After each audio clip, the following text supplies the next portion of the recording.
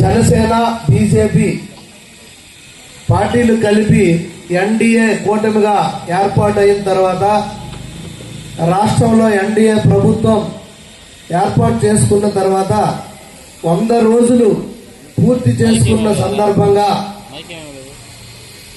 ఇది మంచి ప్రభుత్వం అనే పేరుతో ప్రజా వేదికల ద్వారా ప్రజల వద్దకు వెళ్లి ఈ 100 రోజులు మనం ఏం చేశామనేది ప్రజలకి చెప్పాలనే ఉద్దేశంతో రాష్ట్ర ముఖ్యమంత్రి వర్యులు శ్రీ నారా చంద్రబాబు నాయుడు గారు, అలాగే ఉప ముఖ్యమంత్రి వర్యులు శ్రీ పవన్ కళ్యాణ్ గారు, అలాగే దేశ ప్రధానమంత్రి వర్యులు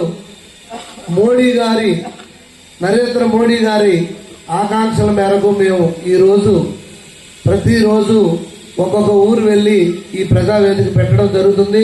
ఈ సందర్భంగా ఈ ప్రజావేదికకి ముఖ్య అతిథులుగా విచ్చేసినటువంటి రాష్ట్ర బీజేపీ అధికార ప్రతినిధి అయినటువంటి పూడి తిరుపతిరావు గారికి, అలాగే బీజేపీ జిల్లా అధ్యక్షులైనటువంటి ఉమామహేశ్వరరావు గారికి, తెలుగుదేశం పార్టీ పట్టణ అధ్యక్షులు మాదారు వెంకటేష్ గారికి, డివిజన్ ఇన్ఛార్జ్ రమణ మాదిక్ గారికి, రాష్ట్ర మాజీ అభినందనలు తెలియజేసుకుంటూ మన ఎన్డీఏ కూటమి ఏర్పాటైన వెంటనే మొదట 5 సంతకాలు ఇచ్చిన మేనిఫెస్టోలో ఇచ్చిన మాట ప్రకారం మొదట 5 సంతకాలు పెట్టాం. గత ప్రభుత్వం 5 సంవత్సరాలు మెగా డిఎస్ ఇస్తానని చెప్పి దగా చేసిన సందర్భంగా మనం మెగా డిఎస్ ఇచ్చి 16,437 మంది టీచర్ పోస్టుల కోసం మెగా డిఎస్ ఇచ్చి మనం మాట నిలబెట్టుకున్నాం. ఈ 100 రోజుల లోపలే నోటిఫికేషన్ కూడా ఇచ్చేయడం జరిగింది.